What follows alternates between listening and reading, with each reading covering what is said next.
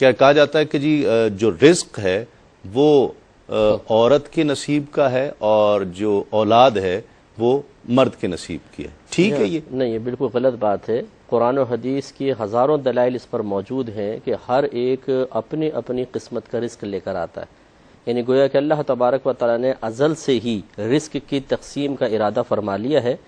عورت اپنے نصیب کا رزق لیتی ہے اور مرد اپنے، ایک دوسرے کے نصیب پر کسی کا کوئی عمل یا کسی کے جنس اثر انداز نہیں ہو سکتی ہے۔ ٹھیک، اور اگر بالفرض اس مقولے کو صحیح مان لیا جائے تو پھر اس قسم کے مقولے کہنے والوں سے کویسچن کیا جائے کہ جب اولاد ہے ہی مرد کی قسمت کی تو عورت کے ہاں جب لڑکی پیدا ہوتی ہے اس کو برا بھلا کیوں کہتے ہو؟ ٹھیک ہے، آج تک ہم نے کسی ماں کو یہ نہیں دیکھا کہ وہ اپنے بیٹے سے کہے کہ بہیا ڈوب کے مر جا، 4 بیٹیاں پیدا کر دی تو نے۔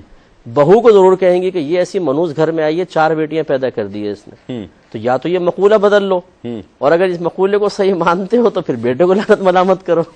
تو یہ بالکل غلط چیز ہے۔ دیکھیں قرآن کی آیات اس پر گواہ ہیں، اللہ تبارک و تعالیٰ خود ارشاد فرماتا ہے کہ اللہ تعالیٰ جس کو چاہتا ہے بیٹے عطا فرماتا ہے، جس کو چاہتا ہے بیٹیاں عطا فرماتا ہے، جس کو چاہتا ہے دونوں عطا فرماتا ہے، اور جس کو چاہتا ہے بانجھ رکھتا ہے۔ ٹھیک، یہ اللہ تعالیٰ کی طرف سے تقسیم ہے، اس میں کسی انسان کو مورد الزام ٹھہرانا بالکل غلط اور حرام ہے۔ ٹھیک ہے، یعنی جس طرح کسی کو ایسے کہا جائے یار تمہیں کھانسی کیوں ہو گئی ہے، تمہیں نزلہ کیوں ہو گیا ہے، یعنی اس کے اپنی کو مطلب کو اپنی کو اس میں تو اپنی کوئی عمل دخل ہو سکتا ہے، ٹھنڈا پانی پی لیا، سردی میں باہر نکل بہانہ گئے، بن گیا نا وہ تو۔ ہاں یہ تو چلے اپنا بھی کردار عمل ہو سکتا ہے، لیکن اولاد کی جنس کے معاملے میں تو انسان کو قدرت و اختیار بالکل بھی حاصل نہیں ہے نا۔ ٹھیک، یہ تو بالکل ایک ایسا ہے کہ اس میں مجبور محض ہے انسان، بس ٹھیک ہے جیسا اللہ تبارک و تعالیٰ تخلیق فرما دے۔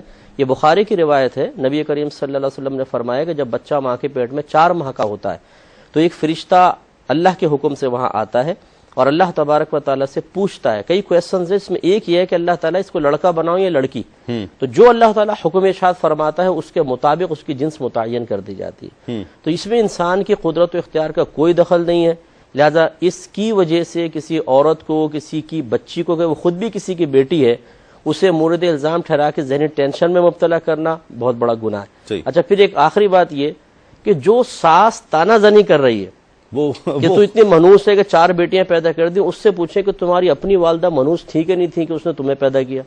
اب کیا جواب دے گی؟ اب کوئی جواب نہیں ہوگا ان کے پاس۔ تو یہ بالکل غلط روش ہے، اس کو ختم ہونا چاہیے۔ بہت